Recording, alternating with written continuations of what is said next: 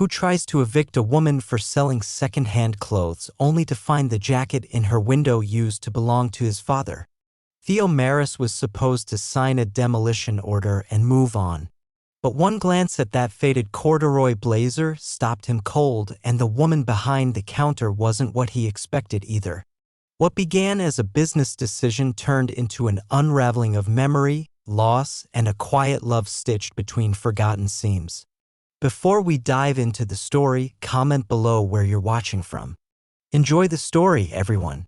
The first thing Theo noticed wasn't the cracked glass or the crooked 50% off with a story sign taped inside the door. It was the jacket. Walnut brown corduroy, soft-shouldered, 2 wooden buttons, and a frayed elbow that had been patched with paisley silk. It was hanging in the corner of the display window like it didn't care to be noticed, and yet somehow it drew his gaze like gravity. He hadn't seen the jacket in 20 years. Or one just like it. His father used to wear it to Sunday markets. There was a photo somewhere, Theo, 7 years old, holding a half-eaten pretzel, his father's arm resting lightly over his shoulder. It had that same tear at the seam. Same crooked collar. He exhaled, fogging the glass briefly, then stepped back. No. Coincidence. Corduroy was common enough. Still, his hand hovered near the door before he pushed it open, bell chiming with the kind of old-world defiance that made you feel you were interrupting something personal. The shop smelled like lavender and dust. And stories. Not the kind people told aloud, but the kind they left behind in coat linings and lipstick traces. Scarves coiled themselves in antique baskets. Rows of blouses hung shoulder to shoulder like gossiping old women. There was a gramophone in the back and a sign that read, "If it skips, it's thinking." Theo didn't belong here. His suit was too new. His shoes too polished. Even the air seemed to hesitate around him, as if the room itself wasn't sure he should stay. And then she appeared. Not suddenly. Just as if she had always been standing there, blending into the quiet, waiting for the world to notice. She was folding a sweater. Thin fingers. Worn nail polish. A ring made from a bent spoon.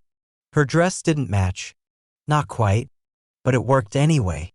Her hair was tied up with what looked like a silk tie and navy with small golden bees. His breath caught. That tie. His mother had bought it for his father. Christmas. 1993. He cleared his throat. Where did you get that? She looked up. The tie? He nodded. She didn't smile.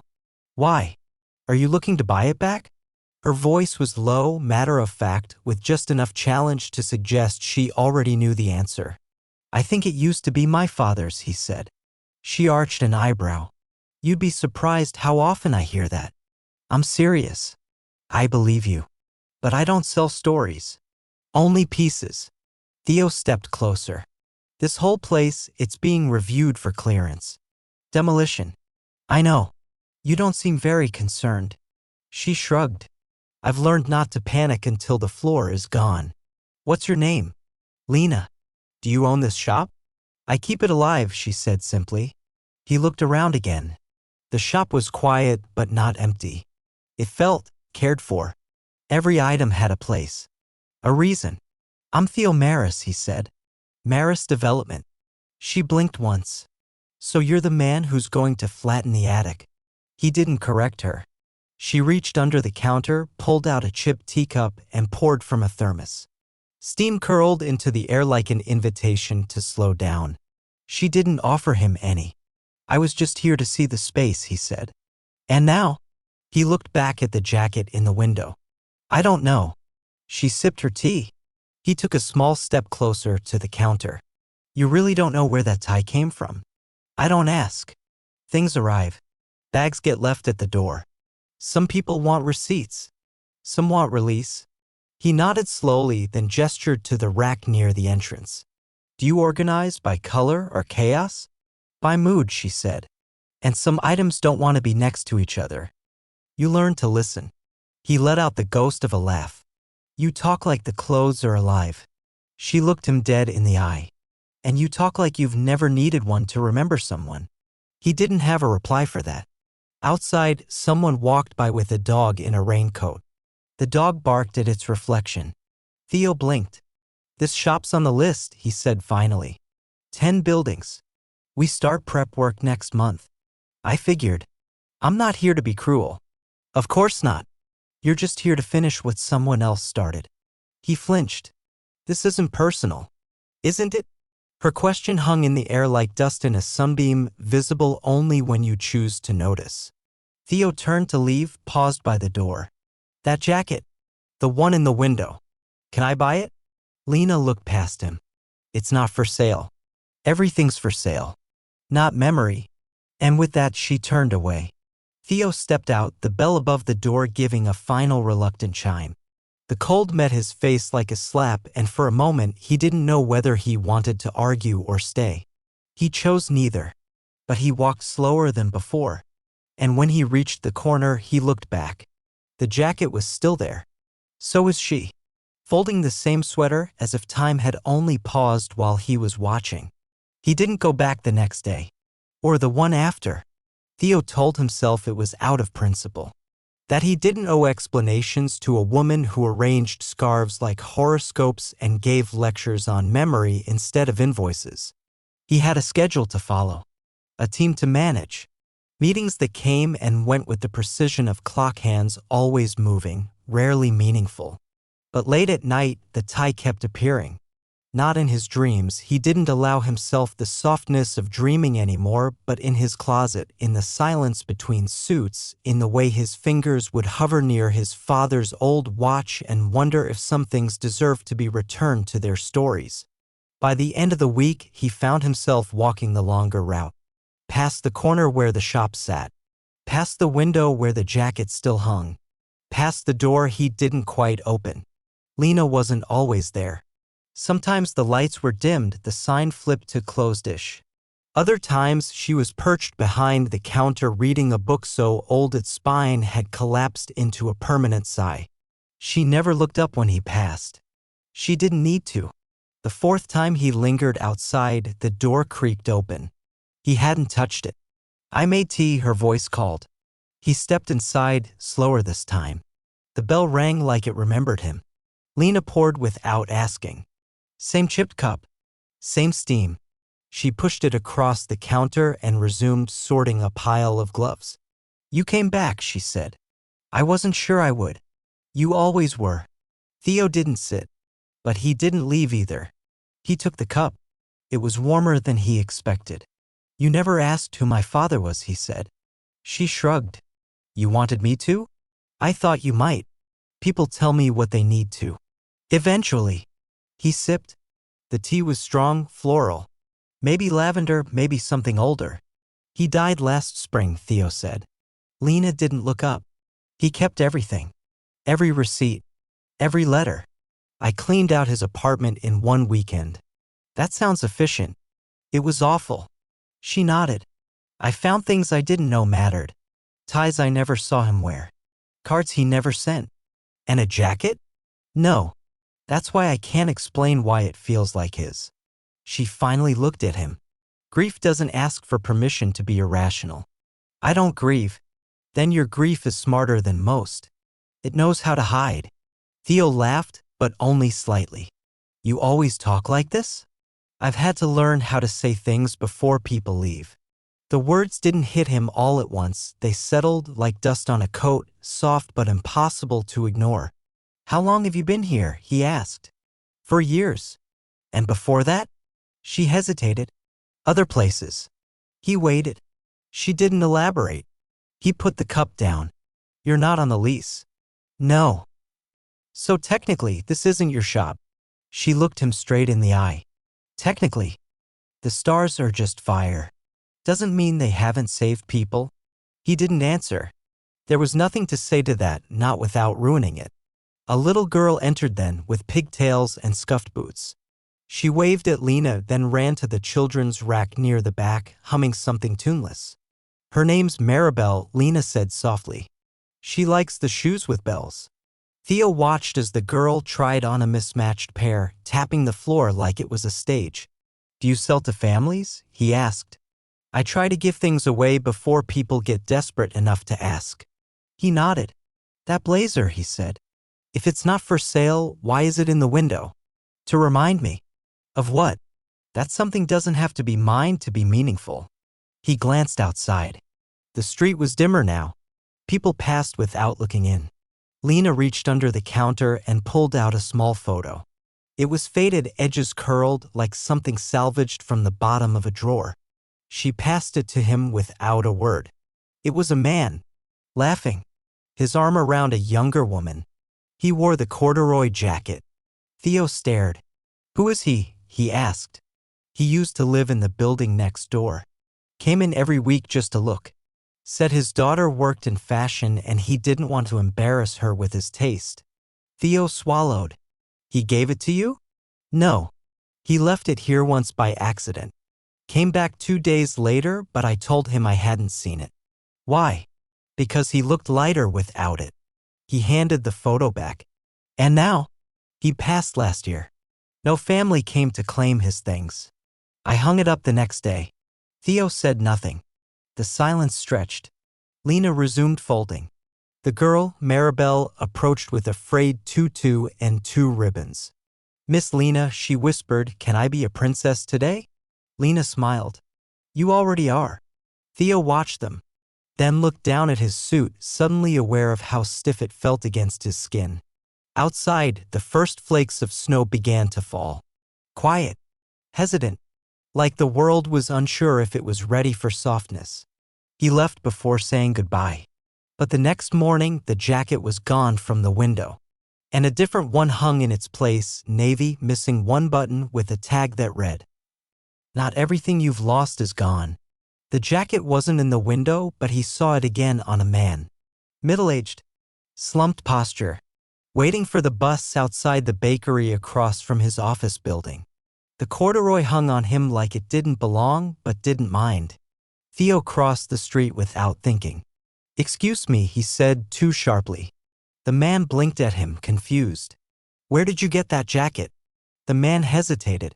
A thrift shop. East Side. Memory something. Theo nodded slowly. Did they tell you who it belonged to?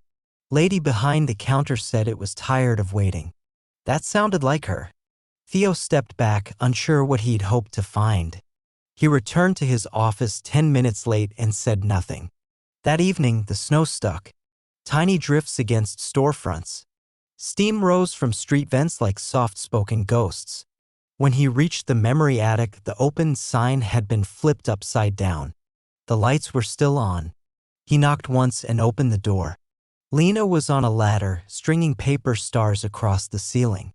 Her hair was wrapped in a scarf now, mustard yellow, tied with a kind of carelessness only possible through routine. You sold it, he said. I released it. Without asking. You never asked me to hold it. He stood beneath the ladder. That jacket meant something. It meant something to a man waiting for the bus. Sometimes that's enough.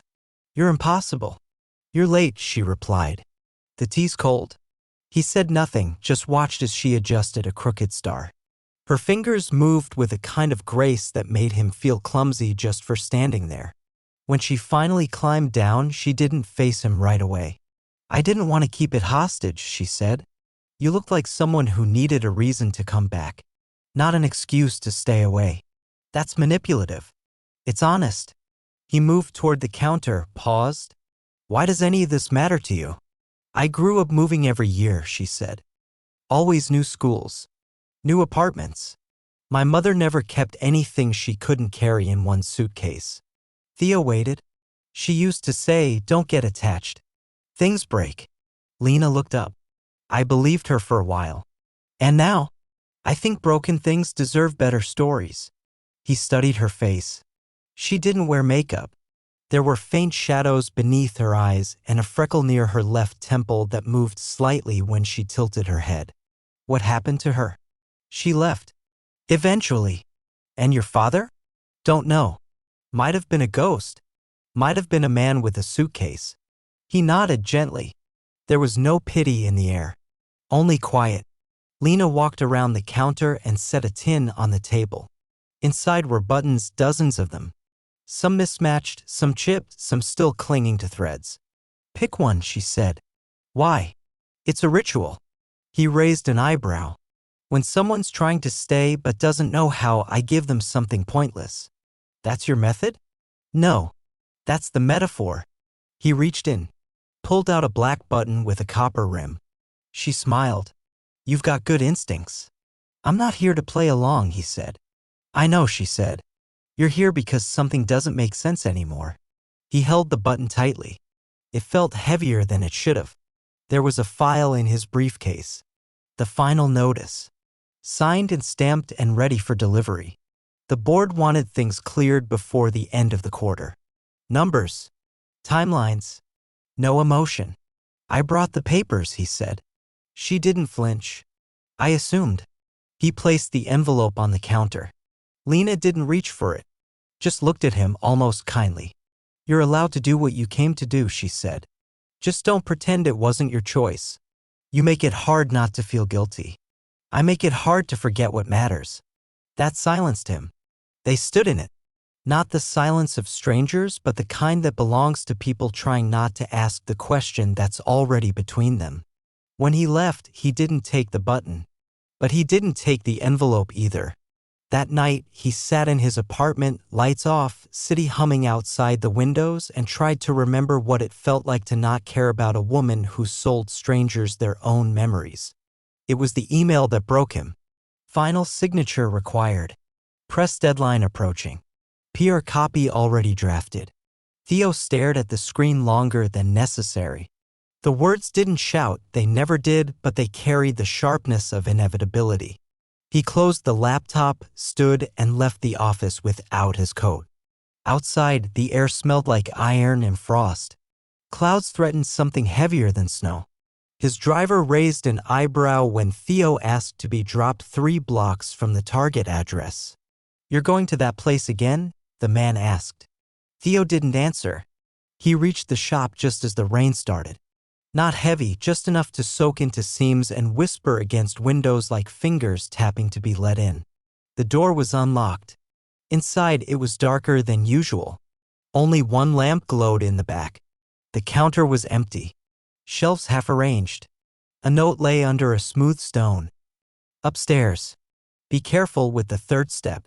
He didn't hesitate. The stairs creaked like bones remembering movement. He counted his steps, skipping the 3rd. At the top, a door stood open.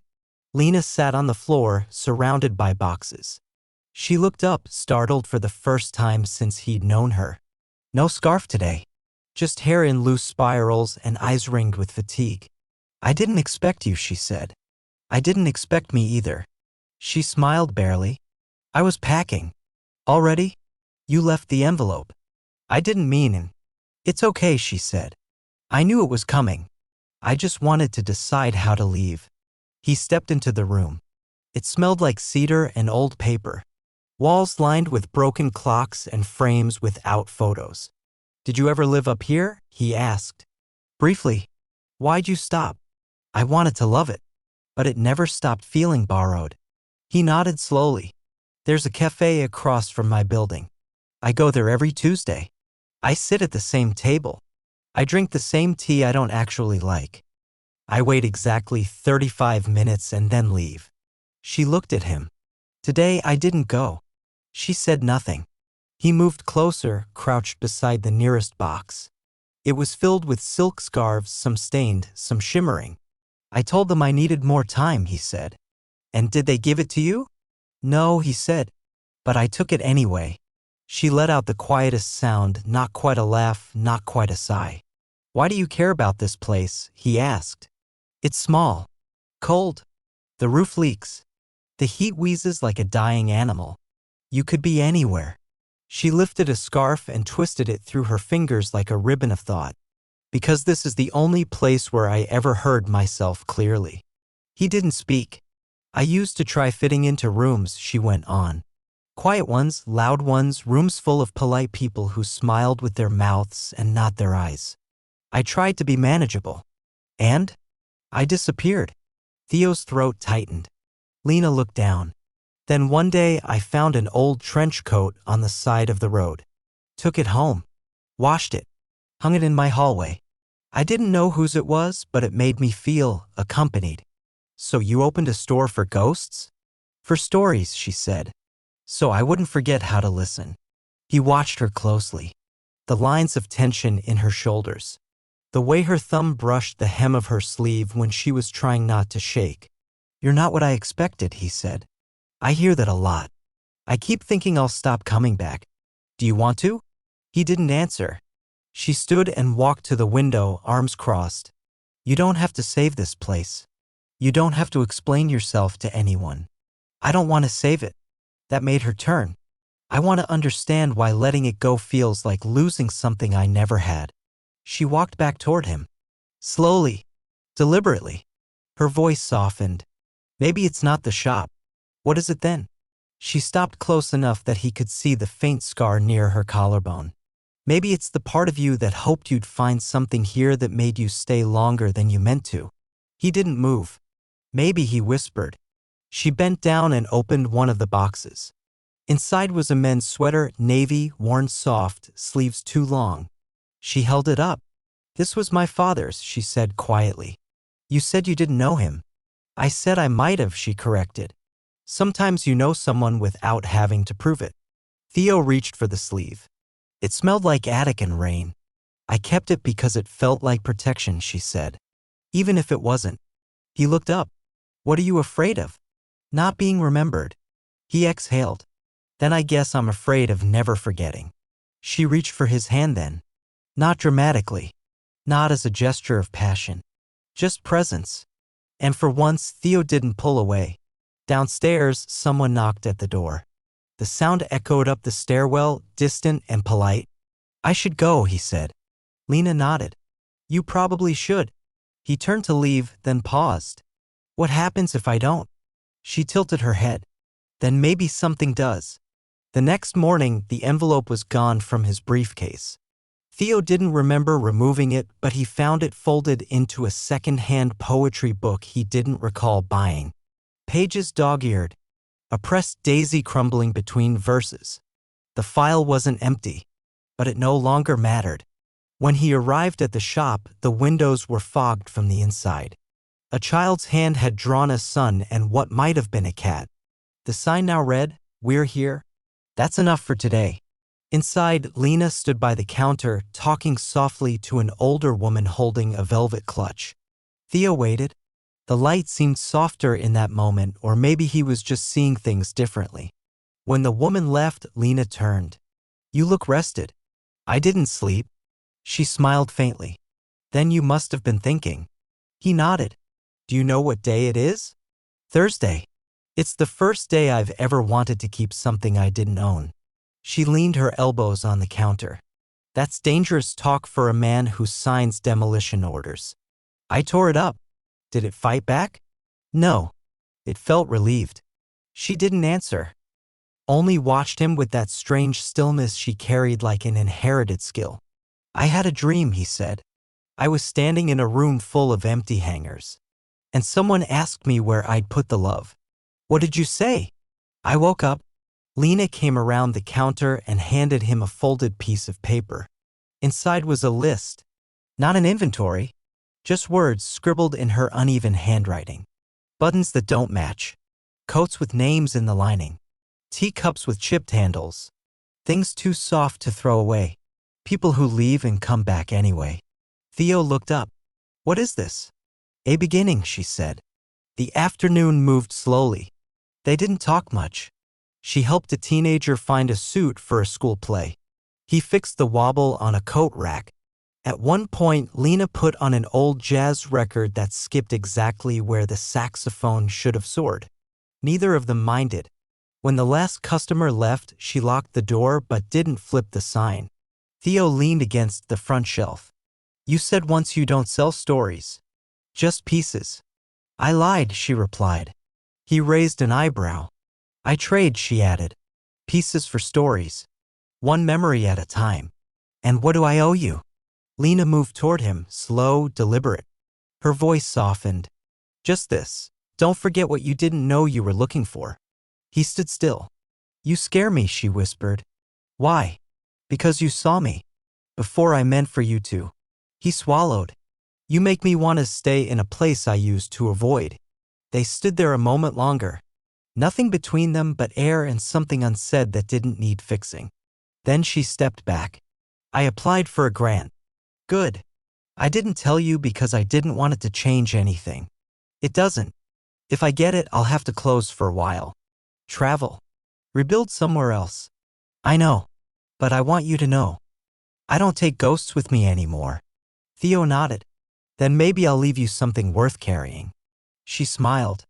Not brightly, but with the kind of warmth that doesn't ask to be noticed. That night, she gave him a key. Not to her shop. To a storage room in the back, full of unpacked boxes and quiet potential. Do what you want with it, she said. Or nothing at all. He stayed late. Built new shelves. Sorted buttons. Read old donation letters left in coat pockets. He never asked to be part of it. But he stopped standing outside the story. And she never asked him to stay. But he did. Most days, Theo still wore the same suits. Still drank tea he didn't quite like. But sometimes on Wednesdays he wore an old blazer with a paisley patch on the elbow. No one in the boardroom dared ask why. And sometimes when Lena passed him a cup, it wasn't chipped. But it was still hers. They didn't call it love. They didn't need to. Some people arrive like storms. Others like seams invisible until they hold you together. He never stopped looking at her the way he did that first morning. And she never let him forget how to begin again.